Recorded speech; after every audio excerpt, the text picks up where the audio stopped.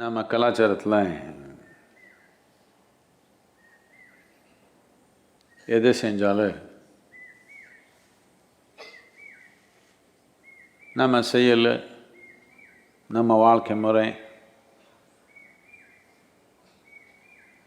இயற்கை செயல்,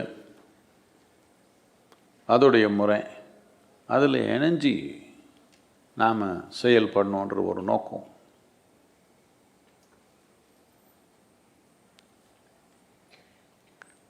இந்த ஒரு விழிப்புணர்வு முதல்லேருந்து நமக்கு இருக்கிறதுனால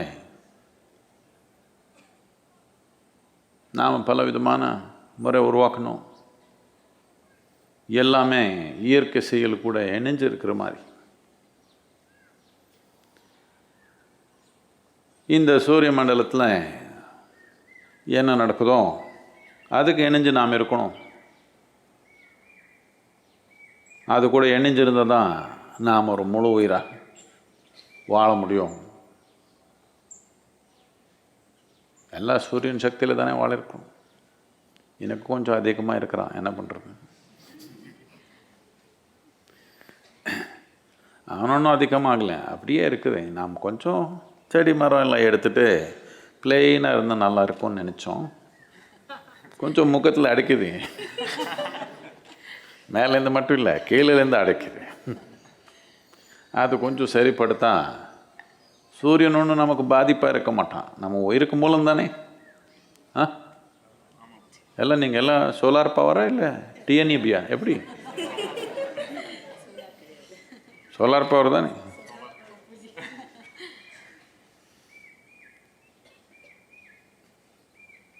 இதெல்லாம் புரிஞ்சு நாம் இந்த ஏப்ரல் மாதத்தில் எப்போ இந்த பூமி மேல் பகுதியில் வடக்கு பகுதியில் இருக்கிறவங்க எல்லாமே என்ன நடக்குது அதை பார்த்து நாம் ஏப்ரல் மாதத்தில் ஒரு புது வருஷம்னு வச்சோம். புதுசான்றது நம்ம மனத்தில் மட்டும்தான். ஆனால் ஒரு புது தன்மை, ஒரு புது புத்துணர்வு, ஒரு புது சக்தி ஏற்படுறதுனால நாம் இது புது வருஷம்னு வச்சோம். பட்டு நாம் கொஞ்சம் நம்ம நாடு சரியாக பார்த்துக்கலாம். நமக்கு சண்டே டெய்லி ஆகாதானே. பக்கத்தில் இருக்கவங்க பார்த்தா நமக்கு கொஞ்சம் ஆகாது. எப்போ இந்த மாதிரி நிலைக்கு வந்தோம், வெளியில் இருக்கிற ஆளை வந்து நம்ம பிடிச்சி நம்ம நல்லா அரைச்சி அடிமையாக பண்ணி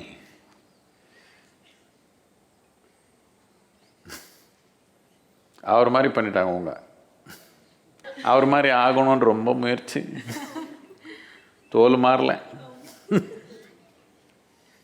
அதுக்கு முடி அவர் மாதிரி கட் பண்ணோம், அவர் மாதிரி மீசை இல்லாமல் பண்ணோம், அவர் மாதிரி ஷர்ட்டு பேண்ட்டு போட்டோம், அவர் டை போட்டாங்க. என்னத்துக்கு? அங்கே ரொம்ப குளிர். அவர்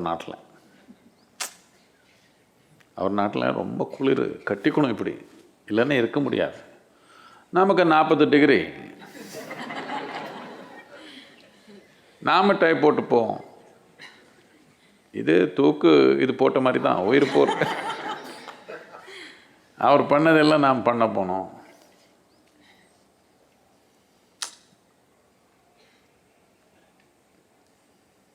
ஆனால் நாம் அநாதி காலத்துலேருந்து ரொம்ப கவனமாக பார்த்து இருக்கேன். அது கூட இணைஞ்சிருந்தால் நாம் முயற்சி இல்லாமல் ஒரு முழு உயிராக வாழ முடியும்னு புரிஞ்சிருந்தோம்.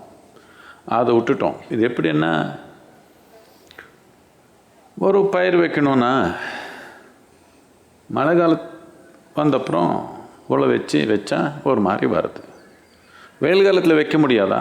வைக்க முடியும், ரொம்ப கஷ்டம், அவ்வளோதான். இப்படிதானே, ரொம்ப கஷ்டம். வராதுன்னு ஒன்றும் இல்லை, வரும், ஆனால் ரொம்ப கஷ்டப்படணும். இப்போ அந்த மாதிரி முறையில் போயிட்டோம். நாம் ஒரு பௌர்ணமி என்ன, ஒரு அமாவாசை என்ன, அது கூட எல்லாம் இணைஞ்சு கலாச்சாரம் நாம் உருவாக்கணும். இப்போ அவர் நமக்கு எல்லாம் சண்டே மண்டே பண்ணி போட்டாங்க. ஞாயிற்றுக்கிழமை என்ன பண்ணுறதுன்னு உங்களுக்கு தெரியல. வீட்டில் உட்காந்து டிவி இருக்குது, கொஞ்சம் வசதி வந்ததுனால 24 மணி நேரம் உணவு இருக்குது. முதல்லலாம் காலையில் சாப்பிட்டா அதுக்கப்புறம் ஒன்றும் இல்லை வீட்டில். இப்போ எப்போவுமே ஏதோ ஒன்று இருக்குது. இது அங்கே அவர் ஏதோ நடிப்பு போடுறாங்க. அவர் நடிப்பு போட்டதெல்லாம் அவருடைய வயிற்று பிழைப்புக்காக அவர் ஏதோ ஆடுறாங்க. நாம் என்ன அது 24 மணி நேரம் பார்க்குறதுக்கு ஒன்றும் இல்லைங்க. ஆனால் அது பார்த்து நாம் வயிறு விஸ்தாரமாக பண்ணிக்குவோம். இயற்கையில் இணைஞ்சு வளர்ந்தா ஒரு கலாச்சாரம் விட்டுட்டு மனத்தில் உருவாக்குன ஒரு கலாச்சாரத்தை முறையில் நாம் இப்போ போயிருக்கிறோம். இயற்கையில் இணைஞ்சு நாம் வாழிருந்தால் ஆன்மீகன்றது நமக்கு தானாகவே வந்திருக்கும். யாரும் டெய்லி நம்ம குத்தி குத்தி சொல்ல தேவையில்லை. உனக்கு ஒரு உள்ளம் இருக்குது, அதை பார்த்துக்கணும். உள்ளே பார்க்காம வெளியே ஒன்றும் பிரயோஜனம் இல்லை, இதெல்லாம் சொல்லணுமா? உயிர் இயற்கை எப்படி இருக்குதோ அப்படி கவனித்து பார்த்தா இது எல்லாருக்கும் புரியணும் தானே? எல்லாருக்கும் புரியணும் தானே? இது ஏதோ ஒருத்தருக்கு புரிஞ்ச மாதிரி தெரியுது. மித்தங்கெல்லாம்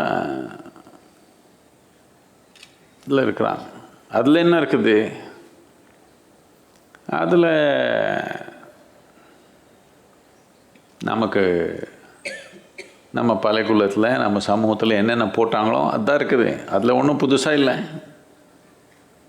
வேறு எதனால இருக்குதா? வேறு ஒன்றும் இல்லை. அவரே ஒரு சொன்னது கதை இதுதான் இருக்குது. இதனால் இது எப்படின்னா அடிமைத்தனம் நமக்கு போயிடுச்சு தானே. சுதந்திரம் வந்துடுச்சு அந்த நாட்டுக்கு. மக்கள் பார்த்தா வந்த மாதிரி தெரியல எனக்கு. நம்ம அடிமையாக பண்ணணுன்னா யாரும் நமக்கு செயினில் போட தேவையில்லை. நமக்குள்ளே இருக்க அடிப்படையான சக்தி ஏதோ அது எடுத்துகிட்டு அவருடைய தன்மை போட்டாங்கன்னா முடிஞ்சு போச்சு நம்ம கதை. அவ்வளோதானே? டெய்லி செயின் போட்டு உங்கள் வச்சுக்க தேவையில்லை. உங்கள் மூளைக்குள்ளே என்ன போகணுன்றது அவர் நிர்ணயிச்சிட்டாங்கன்னா அடிமை தானே நீங்கள். இது எப்படின்னா ஒரு கூண்டுக்குள்ளே ஒரு பறவை இருக்குது, ரொம்ப நாள் அங்கே இருந்துச்சு. அதுக்கப்புறம் கதை திறந்துட்டாலும் போகாது, பழகிடுச்சு. சும்மா உட்காந்து பறக்க முடியுன்றதே மறந்து போச்சு. சும்மாவே உட்காந்துக்குது. கதை தெரிந்தாச்சு. முதல்ல ஒரு காலத்தில் சங்கரன் பிள்ளை கோயம்புத்தூர் ஜெயிலில் வேலை பண்ணியிருந்தாங்க. ஜெயிலுன்னா தெரியும் தானே? போயிருக்கீங்களா? இல்லை, நான் போயிருக்கிறேன். நம்ம ஈசா யோகத்துக்காக நான் போயிருக்கிறேன். நீங்கள் பார்த்தீங்களோ என்னமோன்னு கேட்டேன், அவ்வளோதான். கோயம்புத்தூர் ஜெயிலில் அவருக்கு ஆஃபீஸராக இருக்கிறாங்க. ஒரு நாள் யாரோ ஒரு சிறைவாசி தப்பிச்சு போயிட்டாங்க. அதுக்கு பெரிய ஆஃபீஸர் வந்து எப்படி தப்பிச்சு போயிட்டான்னு எல்லாம் எக்ஸிட் எல்லாமே வெளியே தாரங்கள் எல்லாமே க்ளோஸ் பண்ணலையா. அதுக்கு சங்கரன் பிள்ளை சொன்னாங்க, வெளி போகிற துவாரம் எல்லாம் க்ளோஸ் பண்ணி வச்சாயா, ஆனால் உள்ளே வர துவாரத்தில் போயிட்டான்.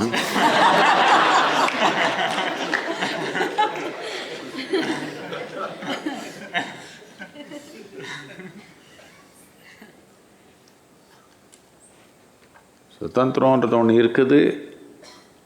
அதுக்கு ஞாபகம் இருந்தால் அது தேடணும்னு யாரும் சொல்லிக் கொடுக்க தேவையில்லை. சொல்லிக் கொடுக்கணுமா? சுதந்திரன்றது இருக்குது, அந்த மாதிரி ஒரு தன்மை இருக்குது நமக்குள்ளே புரிஞ்சிடுச்சுன்னா டெய்லி யாரும் சொல்லணுமா? உங்களுக்கு பறக்க முடியும் நான் உங்களுக்கு தெரிஞ்சிருந்தா டெய்லி நீங்கள் பறக்கணும் யாரும் சொல்லணுமா? எப்படியோ பறந்துடுவீங்க, தடுத்த முடியாது. பிரச்சனை என்ன? மறந்து போச்சு.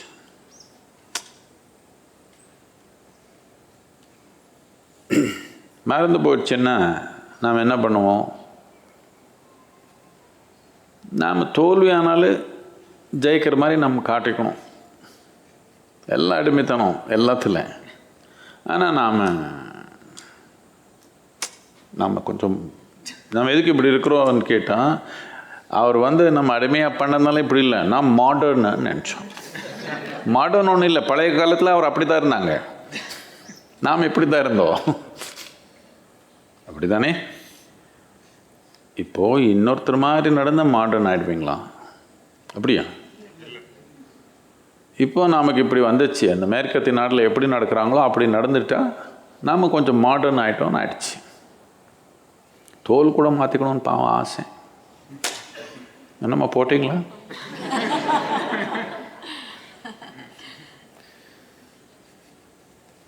அவருக்கு கொஞ்சம் கலர் மாற்றிடலாமா?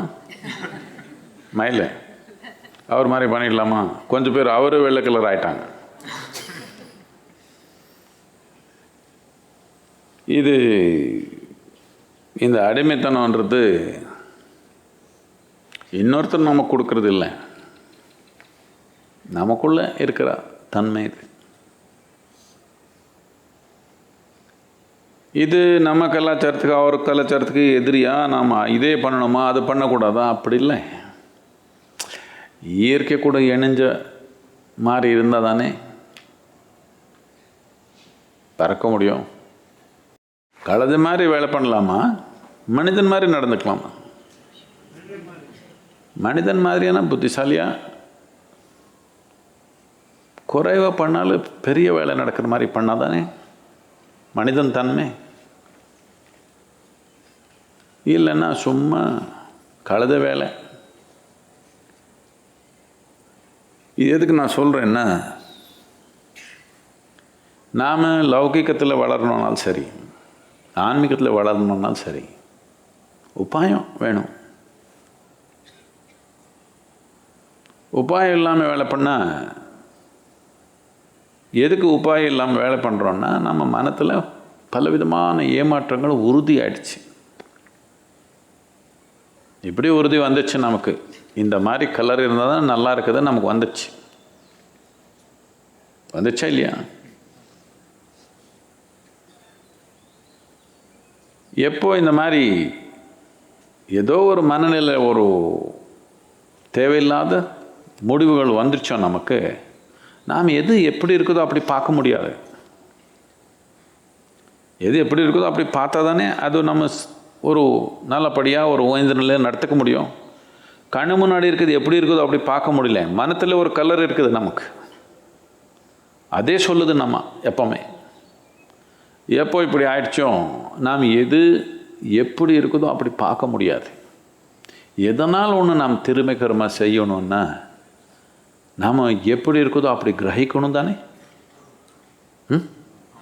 கிரகிக்கலைன்னா என்ன பண்ண போகிறது? இருக்கிறது நமக்கு என்ன இருக்குதுன்னு புரியலன்னா என்ன செய்யறதுன்னு கேட்குறேன்.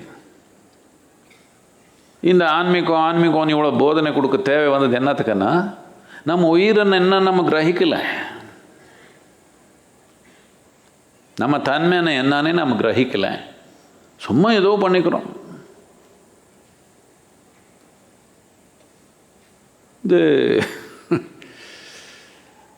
இதனால் மனத்தில் ரொம்ப போய் வந்துவிடும். ஆனால் ரொம்ப நாம் நீதிப்படியாக போய்க்குவோம். ஏதோ ஒரு நீதி இருக்குது, அதுபடியாக போய்க்குவோம். எல்லாம் கரெக்டாக தான் பண்ணுறோம், ஆனால் எதுவும் வேலை பண்ணல.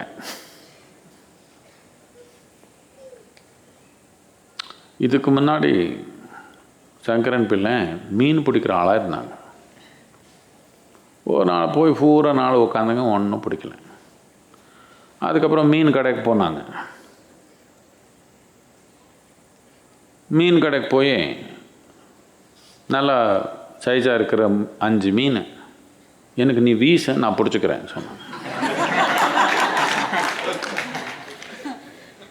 அவனு வீச நான் பிடிச்சாங்க, பேக்கில் போட்டாங்க, பணம் கொடுத்தாங்க. அதுக்கப்புறம் அவனு கடைக்கார கேட்டான், இது என்ன இது, மீன் வாங்கி போகிறீங்க அது பரவாயில்ல, நான் மீன் வீசுறது இருந்தாதுக்கு நீங்கள் பிடிச்சிக்கிறது என்னத்துக்கு கேட்டாங்க. அதுக்கு சொன்னாங்க, நான் மீன் பிடிக்கிறதுக்கு தெரியாமல் இருக்கலாம், ஆனால் நான் பொய் சொல்கிற ஆள் இல்லை வீட்டில் போய்.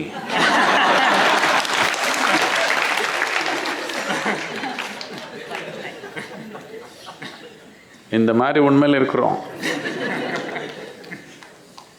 இந்த மாதிரி உண்மை நமதே ஒரு கதை. நமதே ஒரு கதை நடத்தினா இயற்கை கூட ஒன்று இல்லை. நமக்கு இயற்கை கூட ஒன்று இல்லைன்னா உயிர் எப்படி நடக்குதுன்னு புரியல நமக்கு. சும்மா ஒரு 20 நிமிஷம் டெய்லி ஏதோ ஒன்று பண்ணால் போய் ஹாஸ்பிட்டலில் மாதக்கணக்கில் உட்கார தேவையில்லை. ஆனால் அது பண்ண மாட்டோம். நாம் அங்கே போய் நிற்கிறோம் க்யூவில், அங்கே போய் செலவு பண்ணிக்கிறோம். இது பண்ண முடியாது. அவர் டாக்டர் ப்ரிஸ்கிரிப்ஷன் கொடுக்கணும், டெய்லி நீங்கள் நடக்கணும் 1 மணி நேரம். அப்போ நிறைய பேர் நடக்கிறது பார்த்தாலே ஏதோ சத்தவங்க எழுது நடக்கிற மாதிரி தெரியும். உயிரோட்டமாக இருக்கிறவங்க நடத்துகிற மாதிரி தெரியல, சத்தவங்க எழுந்துட்டு போகிறாங்களோ என்னமோ அப்படி தெரியுது. அப்படித்தானே ரோடில் நிறைய பேர் இப்படி போகிறாங்க. அவர் முகம் பார்த்தா ஏதோ கல்லறையிலேருந்து அப்படியே வந்துட்டாங்களோ ஏன்னா எதுக்கு வெளியே இருக்கிறாங்கன்னு நான் நினைக்கிறேன்.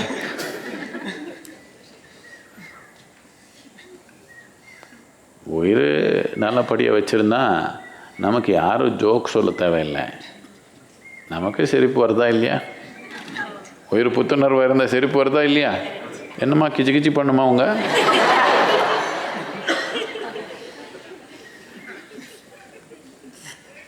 இல்லை அப்படி இல்லை, அவர் சொல்லிக் கொடுக்குறாங்க. இப்போ டெய்லி அது ஒரு விஞ்ஞானம். டெய்லி நீங்கள் 53 தடவை சிரிக்கணுமா?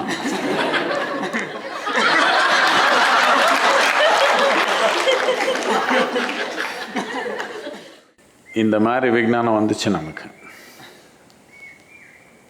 நாம் என்ன சாப்பிடணும்னு தெரியல, அதுக்கு போய் யாரோ கேட்டுக்கணும்.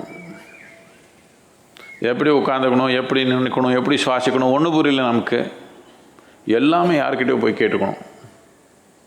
கொஞ்சம் இந்த இயற்கை கூட இருந்தால், இது இயற்கை தானே, இது கூட இருந்தால் எப்படி சுவாசம் நடக்கும், எப்படி ஜீரணம் நடக்கும், எப்படி மூளை நடக்கும், எல்லாம் புரியுதா இல்லையா? நமக்கு புரியணுமா இல்லையா? புரியணும் தானே.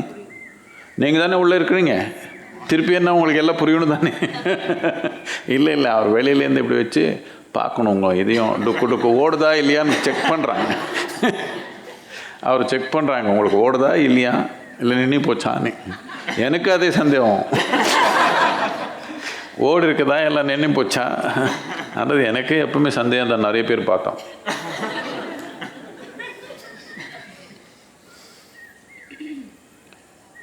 இதனால் இது பல நிலையில் இருக்குது. எல்லாமே சரிப்படுத்துறது ரொம்ப கஷ்டம். முடிஞ்ச அளவுக்கு நான் சரிப்படுத்தணும். ஒன்று எல்லாத்துக்கும் முக்கியமாக நம்ம நாட்டில் இது நாடுன்னா ஏதோ கடவுளவே உருவாக்கி வச்சின தன்மை இல்லை.